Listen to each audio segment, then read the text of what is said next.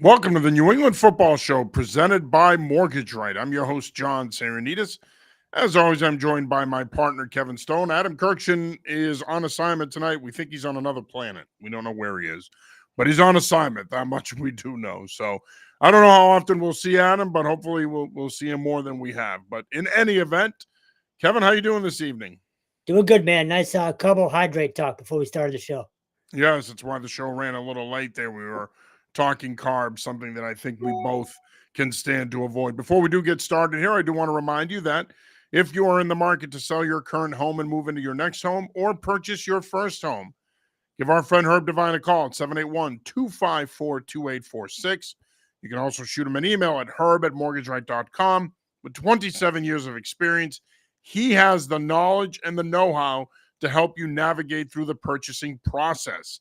He is one of the top loan officers in the area and has been for a long time. He can help you get into a program as a first-time home buyer that can help you purchase your dream home. If you are ready to speak to Herb, again, give him a call at 781 254 2846 or shoot him an email at herb@mortgageright.com.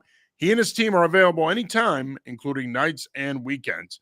All right, Stone, I don't think we need to relive Thursday night's debacle, but you were up at the Gillette Stadium today for media availability.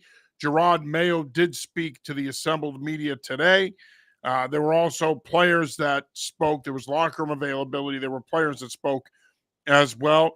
Just a general sense of what Mayo talked about. I feel like it's a lot of the same stuff. He talked about poor offensive line play, who the quarterback is going to be, what the team needs to do to get back on track. Is that fair? I mean, is that a general assessment of what he talked about? Yeah, it was a whole lot of it's more about us than them. And it is, right? Like they need to fix a lot of things in house. So a lot of he said it's about the NEP. He said we'll sprinkle in some San Did he Fran say play. you're down with NEP? Yeah, you know me or no? Pretty much. He actually said NEP, which I was sort of what a weird to Yeah, I say don't. it. I don't know. I'm not a fan of that, to be honest with you. No. But yeah, no, it's he knows it's more about them than anything else. He actually said, he sort of recapped the last three games or the first three games of the year and said one of the slides that he showed was a mirror, meaning, you need to look inward and all that kind of stuff. As a head coach, I'm sure you've done, stuff where you're trying to, I guess, motivate the guys internally. So it feels like that there's a lot of that going on. And he backed Jacoby again. He said after watching the film on the flight home from New York or New Jersey, he said we need to support him better and all that stuff. So it's status quo, and we'll see what we see in San Fran on Sunday. I do think it'll be slightly more competitive, mostly because they're banged up right now. You had the report earlier tonight from Schefter that Brock Purdy now has back soreness. So who knows if he might not play if they kind of figure, let's pull back a little bit. We don't need a non-conference game. Who knows? So maybe you get lucky and you're not playing a fully healthy San Fran team, but it's all about them right now and making adjustments internally, and they know it. Yeah, the 49ers, of course, have been without Christian McCaffrey, and they are now without Debo Samuel and George Kittle. They choked yesterday out in LA to the Rams, losing 27-24. Of course, on paper, they are the better team, and many people are calling this their get-right game. But if Brock Purdy, for whatever reason, doesn't play because of this back injury, it's not going to be a get-right game. It's going to turn into a game that the Patriots can win. And I know people are going to say, here we go with you guys, stroking the egos of the local teams. But if they're without Brock Purdy, if they're without, their three top weapons in their offense, I mean, come on. Patriots should have a pretty good shot here. Yes, that defense is still pretty good because you got Bosa, you got Warner, you got Ward. There's talent there. But their chances improve exponentially if Purdy doesn't play, especially with the other guys out now. And look, this is an important game for them. Okay, I know that that we've kind of all accepted the reality that they're not very good and that it's going to be another long season of football here for the NEP. I guess that's fashionable now to call them that. But again, you still want to compete week in and week out and win football games. You still want them to be interesting to follow and to watch. And so the hope is that regardless of what San Francisco's health situation is, they go out there, they play a cleaner game, they execute at a higher level, they get back to the basics, they get back to running the football, they get back to getting stops on defense, and that they're competitive. Because what we saw on Thursday night was far from competitive. Okay. What we saw Thursday night, especially in light of how well Carolina played yesterday, what we saw on Thursday night is a team that you can make the argument is the worst team in the league right now. Even though Arizona lost to Detroit yesterday, they had a big win and an impressive win the week before against the Rams. They played pretty well in week 1 at Buffalo. As it stands now, Kevin, you can make the argument that they might be the worst team in the league. So you want to go out there on Sunday, compete, play at a high level, do everything you can to win the game, and try to dispel that notion, because as it stands, they don't look like they're going to be very competitive if you base it on Thursday night alone. Yeah, I was going to say, if you look around the league yesterday, it truly is sort of an any given Sunday type of league right now. We always talk about parity, but it feels like teams really are going week to week. And, I got hammered betting yesterday because you assume the teams that look really bad will be bad, but for whatever reason, look at Denver yesterday. You just took the words out of my mouth. I think Like, a lot of people lost money there. So I'm not sure if that's more, coaching and a credit to the coaching around the league for getting guys to believe they can win on any given day. But you never know; it could happen on Sunday. And but on the flip side of that, and I know you're a big advocate of them going tackle heavy in the draft, do you want them winning these games? And look, I think it's too early for tank talk, but I think it's interesting to see kind of how they approach it. I do think it's way too early for that. It's still September, but yes, you want them to be competitive, but do you want them to win? Do you know what I mean? Yeah, of course you want them to win. Look, I said this last year that you have to win. I Yeah. know that, last year the talk was, well, do you want them to win? Because we knew what was coming out at the quarterback position, and most fans were okay with 4-13 because it positioned them to get a potential franchise quarterback. Sure, if you have a losing season or a bad year, you end up with a top 5, top 10 pick.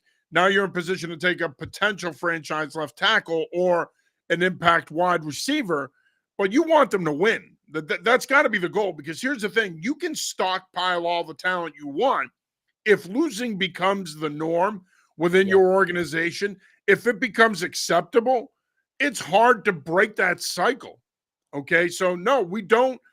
Yes, we want them to have a high pick. It's that delicate balance where, as a fan, a member of the media, you want them to have the high pick because it's about talent ultimately. And given where they're at right now, it's going to be hard to attract free agents. So you're going to have to rebuild this thing through the draft.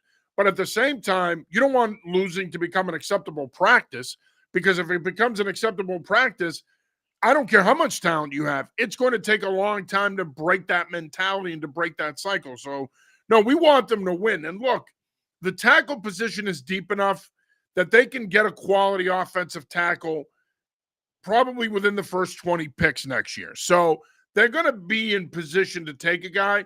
It may not be Campbell, but they'll be in position to take a quality player. There's probably 3 or 4 tackles that are going to go in the first round next year. So again, if you're rooting for them to not be good because you want Travis Hunter or you want Campbell or you want Burden or whoever else McMillan, whoever else you want, that's fine. But just understand that I don't care what league it is, even though the perception is the NFL is a quick fix league, if you're a loser, you're a loser. It's hard to break that mentality, but we'll see.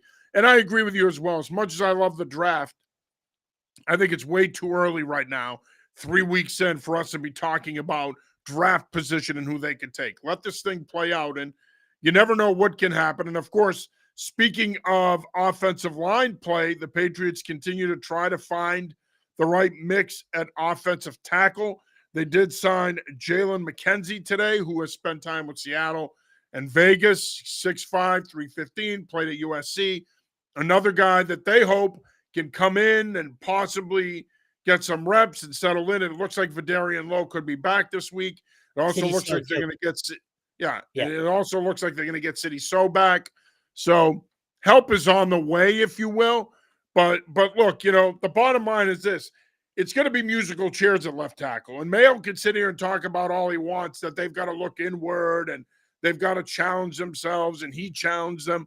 All of that stuff sounds great, but it comes down to talent. And right now, they don't have enough of it. They don't have a left tackle. They keep signing these guys and bringing them in, hoping that they catch lightning in a bottle, but they know the reality, which is left tackle in particular. The offensive line in general, I think, is going to be a problem like it has been the last 2 years, but left tackle in particular is going to continue to be a major problem. Huge. But we kind of knew this was going to happen in training camp. I mean, it was musical chairs in August. So none of this is surprising. I do think City So is huge, though, both literally and figuratively. But he was limited today in practice. So we'll see. Mayo didn't sound overly confident that he'd be back, but I got to assume if he's out there, they're going to try to get him to go Yeah. as soon as possible. Yeah. Just in terms of, again, talking about the need to support Jacoby, Mayo's firmly behind him for now. I still think, we're going to see Drake May next week, but we can get to that another time. But yeah, no, he's arguably your most important piece up there right now. No, why don't we get to that now? Because I do think it's an important talking point. I'm glad you brought that up. I was going to bring it up anyway.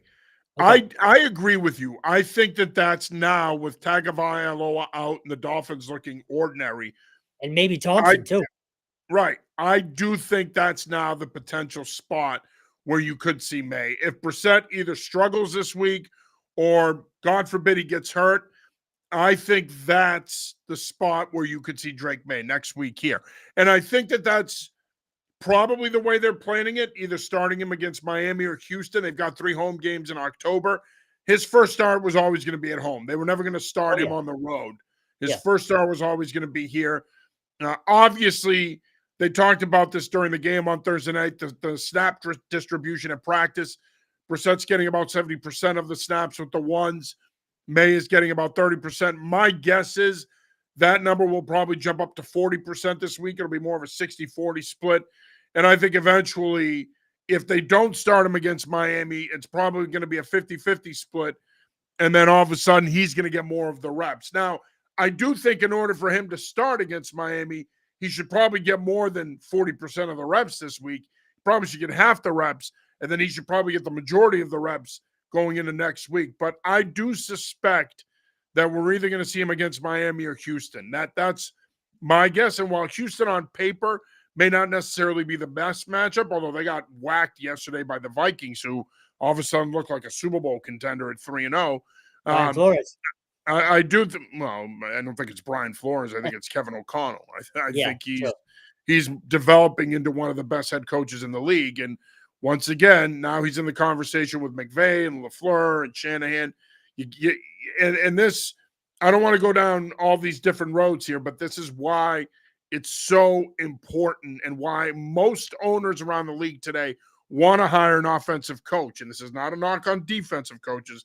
Plenty of them have had success in recent years, but if you strike on the right guy and you hire the right offensive coach, they can make a lot out of nothing. And we're seeing it now in Green Bay with LaFleur and Malik Willis, and certainly we're going to see it now in Minnesota with Kevin O'Connell. But yeah, I mean, I think it's fair to say I think we're going to see Drake May start at some point in the next month if I had to give it a window. The only way I could see it not happening next week is if somehow they win in San Fran and it's because of Jacoby. At that point, maybe it's, we can still wait. Give the kid some more time to develop. You know what I mean? But and that's not a bad idea. At some point, you got to take the training wheels off, right? So why not give it to him at home, potentially facing Miami's third quarterback on the other side? Get the home fans behind him. The place will be juiced to see Drake May. So you'll have that kind of buzz. And I know as a coach, you can't think this way, but down the road, if you do stick with Jacoby in November, December, when it gets cold, that fan base is not going to show up. If it looks like this, I should say. And we saw it last year to a point. It was fairly empty down the stretch. Those seats were not filling Gillette, especially that final game against the Jets. But at some point, it's got to become a business as well, or a business decision as well. So I could see that somehow, maybe subconsciously playing a factor. But I do think we see him next week. Yeah, you would think, but again, and this has been mentioned by several people in the local media, and I think it's a fair point. you got to get right internally, though. You've got to figure out this Oh yeah, offensive line because, yeah, I understand you want to play the kid, but you can't play him if you're going to put him out there and he's going to get his ass kicked. They got to be able to protect him because the other thing you don't want to do here is you don't want to stunt his growth. You don't want to damage his development. You put him out there, he takes a beating, he gets hurt, and now you're back to square one, and now he's probably done for the year, and you lose some of that development. So, yes, it's all good to say, hey, try to put him out there next week against Miami, but you've got to get this offensive line right. You've got to figure out a way to protect this kid because if you can't, then I wouldn't put him out there. I just wouldn't. And quite frankly, with the current state of affairs with this offensive line, I wouldn't put him out there anyway. You are watching / listening to the New England Football Show presented by Mortgage Right. I am your host, John Saranitas. As always, I'm joined by my partner, Kevin Stone. You're probably sick of looking at the two of us. I mean, we were on After BC on Saturday, and we're on this show, we're on that show. We probably should take a break here at some point. Do want to remind you that if you are in the market to sell your current home or purchase your first home, give our good friend Herb Devine a call, 781-254-2846. You can also shoot him an email at herb@mortgageright.com. He and his team are available anytime, including nights and weekends. So please feel free to reach out. All right, let's go back to Saturday night. Unbelievable atmosphere at the Heights. Boston College, of course, beating Michigan State in come-from-behind fashion, 23-19, in a game that I think a lot of people are going to remember for a long time. Reminded me a lot of the USC game that I was at 10 years ago. Similar weather, high-profile game, national game. The Eagles win that game. Of course, Michigan State wasn't ranked. That USC team, I believe, was 9th in the country coming into that game. But nonetheless, huge win for the program. And I wrote about this morning about how this season is starting to remind me a lot of my senior year in high school in 1993. I had graduated, actually, the fall of 93. But this season is starting to remind me of that season where you had Tom Coughlin and they had a talented roster. He was a tough guy. He ran a tight ship. He preached structure. He preached togetherness. And they went on to win 9 games that year. They finished 9-3, including knocking off number 1 ranked Notre Dame in South Bend. And they won the CarQuest Bowl.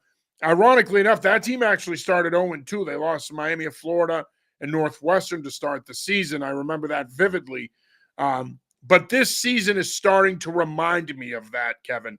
In that I think the reason it reminds me of that is the buzz. The buzz is back with this program. We've been covering them now for 5 years, and we haven't seen too many sellouts at the Heights, and we certainly haven't seen that many people in the press box. It reminds me a lot of those Coughlin days where you've got this buzz with the program now where they're starting to get the attention of the media in this market and football fans alike. And let's not forget, late 80s, early 90s, I would even argue 80s into the early 90s, Boston College football was a bigger deal around here than the Patriots. I'm not sure it's ever going to get to that again, but certainly BC football is back, and it's a bigger deal now, especially after Saturday night. So I was 5 in 93. I don't remember, that buzz, but I do remember 07. How do you not remember it? I mean, come on, man. I remember 07. And the problem that year was you had the Patriots going undefeated at the time and the Red Sox in the World Series, but the team was number 2. And that's probably the most hype around the team that I've ever experienced up until now. You mentioned the press box. I was talking to someone today down at Gillette. I think there were 120 media members in the press box on Saturday night. And you mentioned the atmosphere too. The rain was supposed to stop, and it never did. It got harder. It was sideways. I didn't see anybody leaving. The upper decks, which are never full there, ever. Both sides were full in the end zones. The ones on the sidelines were full as well. The atmosphere pregame, I talked to you during that, and it felt like Army-Navy last year. It felt like a Monday Night Football game down there. You had some Patriots players down there. You had some Celtics around. There was 87 recruits, maybe more, lining the entire field. It went from the 40 to the 40. Awesome experience all around. Awesome atmosphere all around. The game itself, not a great game for the team up until, you can call it maybe I guess you can say the second half, but really that fourth quarter only. But you did have the huge play on the kickoff to start the second half. It's funny, Bill O'Brien joked with us, said he couldn't tell us what he said at halftime and have to go to confession. Whatever he said, it worked. So you're right. The buzz is there. I think the biggest thing, I mentioned the recruits.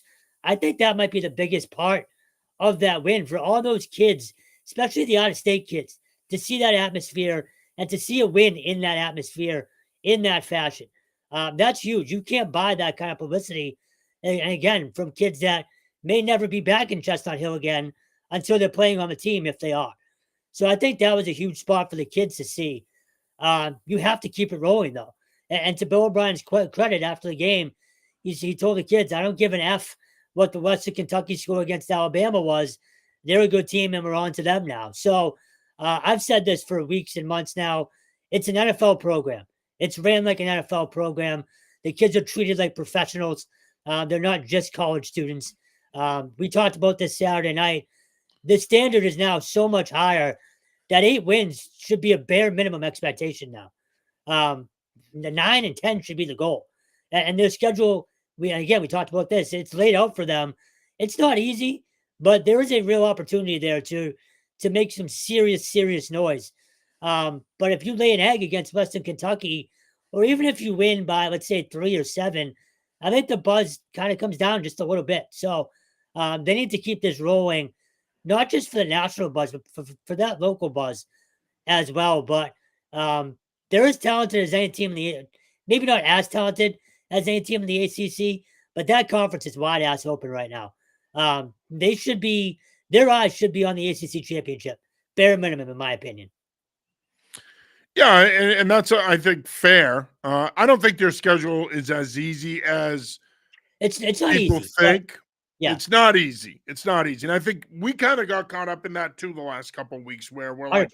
all right, if they get past, Missouri and Michigan State, it's clear sailing from there. It's not. I mean, you got to go to SMU. You got Syracuse and Pitt coming to town. Virginia Tech on a Thursday night. Right, Virginia Tech on a Thursday night. You got Louisville coming here on a Friday night. There's some tough games there.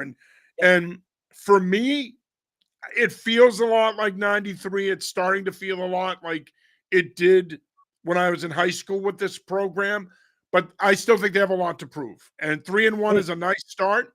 And, I think O'Brien and his staff have done a nice job. I disagree with you on the NFL type program thing because I kind of got the same vibe when Hafley was here. I don't think it's, I think that there was a lot of NFL experience on that staff, just like there is on this one.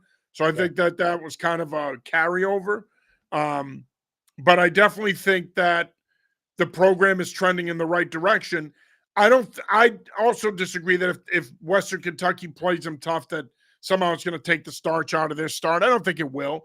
It'll be a reminder to us, though, that they might not be the monster that everybody thinks Bill O'Brien is building, which I think is a little ridiculous, but that's out there too. Look, with all due respect to the BC fans, pump the brakes on that. It's about talent. And if they start getting 4 and 5 star kids in here, then yeah, he might be able to build a monster. Hard to build a monster with the majority of your roster being 3-star kids. You gotta do better than that if you want to quote build a monster. So I'm not trying to pee on their parade, but I'm being honest here. I mean that stuff is fan stuff, but relax. And look, I said this in the piece I wrote today. I think O'Brien would tell people to relax. Again, big win, but it was a big win, but it was against a Michigan State team that outside of Maryland didn't beat anybody. Okay, they beat Florida Atlantic, who got pummeled by UConn. We'll talk about that in a minute. And then they beat Prairie View A&M, where Stone couldn't tell you where that is. So it's one of those things where it was a nice win. I also think that they did enough to win the game, but the Spartans gift wrapped it too. I mean, Childs threw 3 bad interceptions. Yeah, that was part of it too. So, and the reason I bring that up is real quick. That USC game was a cleaner win for Boston College than this was on Saturday night. I mean, they were pretty dominant in that win. Just before we move on, you mentioned Hafley. People need to remember this is his team. This is not Bill O'Brien's team. So at some point, and I'm not sure when this is, but at some point he's going to need to start getting a little bit more credit. Because again, not a single kid jumped in the portal, or not an impact player, I should say, jumped in the portal when he left. So I think, and again, it's still early. They're 3-1, but if they start getting to 7-1, 8-1, we're gonna have to talk about Halfley again because he needs to get a little bit more credit than he has. Yeah, no, I couldn't agree with you more, man. I agree with you 100%. This is his team. And look, we've said that all along, right? You can say whatever you want about the product on the field, and yes, people can certainly question that with Halfley. You'll get no argument from me. They were inconsistent. They were undisciplined at times. Yes, they had some nice wins. Yes, they were a perennial bowl contender. But of course, the goal is more than that. But you can't argue with the recruiting. You can't. I mean, this program was not attracting 4-star recruits until he got here. Even with past success, there were very few of those types of kids that ever showed an interest in Boston College. He and his staff were able to get those guys here. So you say what you will, and I think you're spot on. This is his team, and this is the thing. We talk about O'Brien, quote, building a monster. Well, let's see what this program looks like a year or two down the road when it's predominantly his guys. Then I think that'll be more of an accurate judgment of where the program is versus right now. I think that's an important part of this. And of course, it was a big night, red bandana game in honor of Wells Crowther. So it was the 11th red bandana game, and it was nice to see them win it for the Crowther family, who was, of course, all in attendance. His mom was there. Of course, his dad passed away a couple of years ago, but his mom was there. So it was great to see. And certainly it just speaks to the importance of the game and remembering Wells's memory and what he not only meant to Boston College, but what he should mean to this region, because that story is just phenomenal. And I think that the game it does his legacy right. It honors him the right way. And it was a great night. Shifting gears here, UConn, big 48-17 win over Florida Atlantic.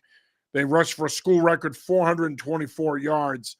The Huskies are starting to come around offensively. It's interesting because the last couple of weeks, I've been seeing a lot of people on social media saying that Gordy Samus isn't the right guy to run the offense. Joe Fagnano should be the starter. All of a sudden now, Nick Evers plays 2 really good games back-to-back. He's starting to look like the 5-star recruit he was coming out of high school. All of a sudden, the offense is putting up big numbers. Gordy Samus now looks like Bill Walsh. And UConn is 2-2. And we've said this now, all going back to March, the importance of them capitalizing on this 6-game home stretch. They started off with a bang with an impressive win. You can make the case, not necessarily from an opponent standpoint, but the way they won, the way they played. This was certainly one of the most impressive wins of the Jim Mora era. So you can look at that Merrimack game and say it was just Merrimack. But I keep going back to this. The way they lost to Maryland, to put 63 up on an opponent, it's not on easy. An opponent who, by the way, only lost to Air Force 21-6. Correct. I think that was sort of and it's too early to call it a turning point, but it showed that the kids were still engaged and ready to play for Jim Mora. And now you see what's happened. Yes, they lost to Duke, but you could have won that game in the fourth quarter. And we've talked about, you mentioned it, we've talked about this stretch of home games now, literally, I think since April, either March or April. And if you look at the schedule and who's coming in, there's a real chance for them to win at least 6 games, if not 7. And we can talk about 8 if you want, but bare minimum, they should be a bowl team at this point. If you look at that right schedule. now, ESPN projects them to go back to the Myrtle Beach Bowl. Okay, so honestly, if they don't, again, you look at that schedule. There's failure is a strong word, but it's a disappointment if they don't come out of this stretch with 4 to 5 wins, all at home. So I think you said you were bullish or high or not all in last week, but I'm with you. This UConn team is pretty good offensively. I'm not sure about them defensively just because I don't know how much of a struggle FAU really gave them. But they're legitimate in the sense that they're going to play a good brand of football. They're going to get a fan base that shows up. We've been there. It's a fantastic place to tailgate. There's nothing to do around there but tailgate. It's just a giant field. So between the home field advantage, the schedule, and the way Mora has those kids sort of reined in and willing to play for him, I'm expecting a big year out of them now. Yeah, I mean, look, Big the year, schedule big year for them. the schedule is set up for them to get back to a bowl game, Yep. and I think the biggest issue with UConn has always been consistency. Can you do it year to year? Okay, and Randy Edsall, they were somewhat consistent under him. Obviously, that was the peak of UConn football. Of course, in '07 they played in. I'm sorry, not in '07. I believe it was 2011. They played in the Fiesta Bowl. Um, but that was the height of UConn football. UConn football has had good spots. Okay, they've had good spots where the program has had elite level talent and had success. The problem is consistency, and I think that's the key for Jim Mora. They've got to become more consistent as a program. You go 6-6 2 years ago, get to the Myrtle Beach Bowl, you lose the game to Marshall, then they dropped down to 3-9 last year. Now it appears like they could be back. They got to build on this, though. They've done a nice job in recruiting. They've done a nice job in the portal, but they've got to build on this. But this 6-game stretch is huge. They got Buffalo coming to town on Saturday. Of course, Amon Kidway will be there for that one. Pete Lembo, good coach. Buffalo is certainly a program that can come in and hang with them. It's not going to be an easy game, but like I said, it's set up. They got to buy after this game. It's set up for them to really, really make hay here. And if you come out of this stretch, let's say 5-1, you're bowl eligible. Yeah. So, I mean, you know they're what I mean? home till November That's 9th, the key. Right. And which then is you go crazy. to UAB. It's not like the back end of their schedule. They play UAB and UMass. Yeah. Or two of their final 3 games. So the back end of their schedule, either way you look at it, you've got some soft landing spots there to where even if, let's say, they come out of this 6-game homestand, I feel like I'm talking about the UConn baseball team, but even if they come out of this 6-game homestand 4-2, you're still in pretty good Yep. shape to become bowl eligible. And really, for this program, it's huge. The support is there. They've got the NIL initiative. They paid a kid like Evers to come here. The support is there. It's about consistency and whether or not they can be consistent. Speaking of consistency, that's been a problem for UMass for a long time, but the Minutemen did pick up their first win of the season, 35-31 over Central Connecticut State. Look, I know a lot of people, especially UMass fans, are saying, yeah, we won, but they wanted to win in blowout fashion. That's a good football team, Central Connecticut State. I still think that they're in a pretty good spot to potentially win the NEC. They went on the road and beat St. Francis the week before, who went out and beat Kent State. So that you beat a good opponent, all things considered. I know that the UMass fan base wanted a bigger win, but look, you got to take it. Now they're back on the road this week again when they travel out to Miami of Ohio, but a win is a win, and they finally got one for the 2024 season. 2 things on this. One, I think it says more about CCSU than anything else. We talked about it last week. That's a program on the rise. Again, back in 2019, they won 11 games and made the FCS playoff. So it wasn't that long ago that they were legitimate and one of the better teams in the in the New England region. So props to Adam Lechtenberg and what he's doing over there. But yeah, a win is a win, and most importantly, look, if you're playing for Don Brown, it's hard to not have buy-in, right? But it keeps that buy-in. It keeps kids coming to work harder every day. Instead of holy crap, we're 0-4, we just lost to an FCS program. Why am I wasting my time or giving extra effort? You know what I mean? So it's important in that sense. I'm still not expecting a ton out of them. I have a bad feeling about this Miami game coming up, but it's a chance to make a statement against an opponent that you're going to see in the MAC next year. So, really, the rest of the way is a chance for UMass to make a statement, not only to the MAC, but to their fan base that, hey, we aren't a joke. We are we are trying to do this the right way. But, man, I still think they have a long way to go to really sort of bring the fan base back in terms of, having that faith in them. Right. And look, a win is a win. Tyson Fomashawn throws 3 touchdown passes in the win. You got to take it. It does get the proverbial monkey off their back, but you can't follow it up with a dud. Miami of Ohio got thumped at Notre Dame, even though they were up early 3-0 in that one, but they got thumped by Notre Dame last weekend. This is a winnable game. They got to go out there and take care of business. So, again, I think that, yes, I think people are going to look at this and say, given what they have coming up on their schedule, Missouri's in in town in 3 weeks. And then they, of course, later on this year, they got to go to Mississippi State and Georgia. But again, at the end of the day, you got to take this if you're a UMass fan, and you got to use this as a positive, as a building block. UMass is going into a conference, but in many ways, despite the fact that they have that advantage over UConn, I would argue that they're not in a better place than UConn. Even though No way. UConn's going to remain an independent, UConn is better set up for success than UMass is right now.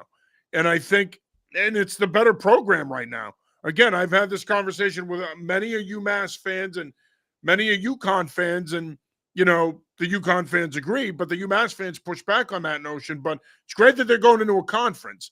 But right now, when you compare the two programs, I think UConn is in a better place. And I think that that's the difference here right now, that the program is better set up to have success. Of course, this weekend also marked the return of Ivy League football. Yale with a big win at Holy Cross. Brown with a win at Georgetown. Dartmouth beat Fordham at home in their home opener to pick up their first win of the season. And, of course, Harvard beat Stetson 35-0. Just some thoughts on the first weekend of Ivy League football. They are what we thought they were, right? I think we thought all of those teams are going to be good, and they all came out and got W's. Fast start for Brown, 87-yard touchdown on the first offensive play of the game. The Saban McCorkle era is off to another good start. Again, I go back to last year. He deserved talk or mention in the national coach conversation for the job that he did last year under those circumstances. And then obviously Harvard getting Andrew Ulrich his first win, so congrats to him. I think they're as talented as anybody in the league too. I think it's going to be another season where we're scoreboard watching every week and saying, you know, holy crap, this league is so competitive. I just think all four of those teams are very good in their own right. So again, we say this every week, but I can't wait to continue covering them this year. Yeah, it's fantastic. We say it all the time. Ivy League football is great. It's just 10 straight weeks of excitement. Yep. And That's the and thing. really, there's a lot of parity in the Ivy League. Week in and week out, anybody can beat anybody. Look at Brown beating Penn 2 years ago when Penn appeared to be in the driver's seat to win the league. So, of course, Yeah. last year, you had a three-way tie for the league title. So, Right. And then Orange said this to me last week. He said, you know, look, it's 10 games a year and they don't play in the playoffs. So these kids have 40 games in their entire career. It just makes that passion on those Saturdays sort of so much deeper than it might be for an FCS kid or even an FBS kid as well. yeah, that's hard to believe when you put it in those terms, Crazy. that they're only playing 40 games in their entire college career, Yep. which is why Ivy League kids are so popular in the transfer portal as grad transfers, because they haven't, you know, obviously they're talented, but they haven't played a ton of football. Physically, they still have a lot of football ahead of them. So that's why I think they'll continue to be popular targets in the transfer portal. Stonehill beats Sacred Heart in a big win, first win of the year for the Skyhawks there. Maine picked up their second win of the year in come-from-behind fashion over Merrimack. Big game in the second half of that Black Bear offense. They come back and pick up a big win there. UNH with a big win over Bryant, and that offense continues to roll along. The Wildcats have a bye this week. They're now ranked 20th in the country as well. Right, and so is URI. URI is also ranked in some of the 22nd. polls as well. 22nd, Yep. coming off their win over LIU, and a come from behind win nonetheless. They have a bye this week, but yeah, you're starting to see things really start to shape up now in the college football landscape in New England. Of course, we'll have our top 16 poll out in the morning. Not much has changed. It's pretty steady at the top, but again, that'll be out tomorrow morning. We have a couple of other polls that we got to put out tomorrow as well as we go along here. And Wednesday, we'll have our college dudes of the week out and our high school dudes of the week. Wednesdays are for dudes. And then Thursday, it's the start of another week. It's crazy how quick it goes by. And speaking of which, let's pivot here before we wrap up the show and talk some high school football. A lot of great games on the docket for this weekend. A lot of great games this past weekend, but it was another quality weekend. Of course, you know, in terms of Massachusetts, all the major programs at the top of our top 25 all won. St. John's Prep beat Central Catholic. Xaverian had an impressive win over Everett. King Philip beat Norwood. So the top of the the top of our poll looks pretty good. We got some big games coming up this weekend. Zavarian at Springfield Central highlights that in Massachusetts. Got a bunch of big games coming up in Connecticut this weekend as well. Of course, last week, our Sam Sozik was at the Fairfield Prep hand game. Shocking Fairfield Prep. Not so much it's shocking that they won. They won 38-3, but the way they won. I thought Fairfield Prep had bounced back this year, but a big win for Daniel Hand nonetheless. Some big games down there this weekend. We got Staples and Maloney, Massac and Buchanan. Darien visits Windsor. So there's a lot of big games down in Connecticut this weekend. A lot of big games in Massachusetts and Rhode Island as well this weekend. As I mentioned, the Springfield Central Zavarian game.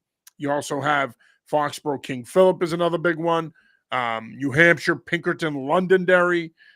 So that there's a lot of really good high school matchups this weekend. A lot of matchups that you could potentially see in the playoffs eventually here. We're getting these games at the end of September. Yeah, and one other one too, an interstate game, Hendricken and Greenwich this weekend. That should be phenomenal. Greenwich. Yeah, sorry. And Greenwich as well.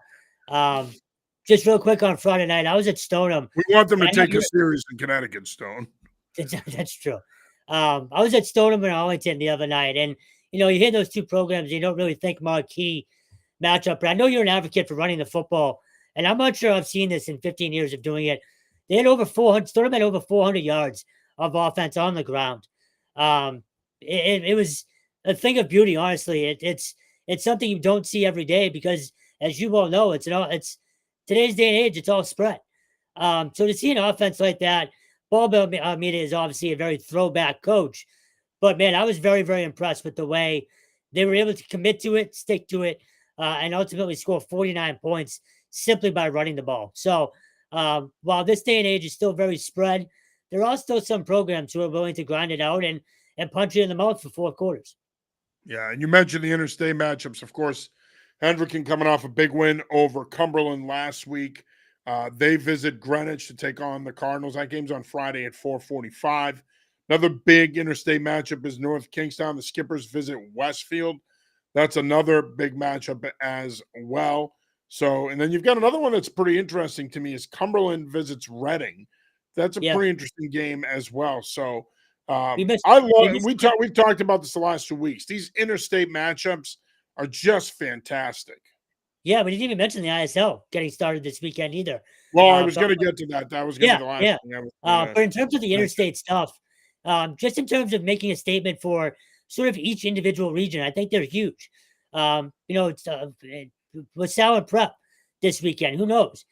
Prep's probably going to win that game. But LaSalle's off to a good start. James Perry, the coach at Brown, his son is the quarterback there. It looks like Jeff Marcone has that program back on track. Big win for them on Saturday, beating North Kingstown 20-13, avenging their loss from last year. So, the thing with LaSalle is, looks like they're starting to get their mojo back. Yeah. They're going to be able to go up there and hang. I mean, I know a lot of people are going to look at that Londonderry score a couple of weeks ago and say, those schools can't stack up to St. John's Prep, but they can. LaSalle can hang for a little bit. Yep, absolutely. But I will say, it feels like Prep is Prep again this year, and this kid Vargas is a real deal. I'm not sure if you saw any of the highlights from the Central Catholic win, but he looks like a college quarterback already, and he's only a freshman. So if you haven't seen him and you're in the area, try to get to a Prep game this year because he's as legit as it gets. We've talked about this a lot. The quarterback talent around here, really all over New England, it might be as good as it's ever been, and he's sort of leading the charge right now. Yeah, there's a lot of quarterback talent up here. And you mentioned the ISL, of course. Tabor Academy, big win over St. Mark's. Belmont Hill outlasted St. Seb's. BB&N with a big 41-6 win over Lawrence Academy. Brunswick down in Connecticut is 2-0. Choate Rosemary Hall opens the season with a win. So, again, the NEPSAC football is back. Williston Northampton is 2-0. A lot of good programs out there. The ISL 7 is going to be fascinating this year because you got Belmont Hill, you got Tabor, you got BB&N, you got Milton Academy. St. Seb's will be in the mix as well. It's really, a lot of people would tell you it's a 3-team race, but as we've learned through the years with the ISL, there's always that one or two games that kind of changes the complexion of things. I think it's going to be super competitive once again, and I'm really excited for some of these matchups like BB&N and Tabor. I mean, you talk about Bill O'Brien building a monster at Boston College. Jeff Moore has built a monster down at Tabor. I mean, they are getting some high-end talent there, and he's as good as it gets when it comes to NEPSAC coaches and recruiting. So there's some great matchups coming up for sure. But the ISL and NEPSAC football in general is off to a good start here the first 2 weeks. Yeah, I think one of those other schools we should mention is Dexter Southfield. Some of the talent that they have on that roster is Oh, yeah. insane. And we'll see Milton Academy and BB&N this weekend. That's an early season sort of litmus test for both those teams. Oh, So it's a rivalry game. yeah, of course. So yeah, I'm with you. It's really it'll come down the stretch, but every single year it's like the Ivy League in a way, just in terms of the competitiveness. And then there's always sort of that one team that's sort of the dark horse that comes up late in the season. Yeah, no, absolutely. No, I mean, it's another great weekend of high school football. And like I said, throughout the region, there's just some tremendous matchups. And we try to get as many people as we can to games, guys. It's just hard. It's hard to find people that have the time to get to these games and that want to write. And it's demanding. So we're trying to. I know that, oftentimes people ask me, can we be more hyper local? But the reality is we're New England Football Journal. We're not just Massachusetts Football Journal. We do cover the entire region, and our goal is to get into as many states in the region and cover as many games as possible. So if we can't get there, at the very least, we'll report on the game. But we're excited for that slate. Like I said, a lot of big games coming up, and it should be fun. All right, final thoughts here, Stone, before we put a bow on this show. Same as every week, man. We appreciate the support.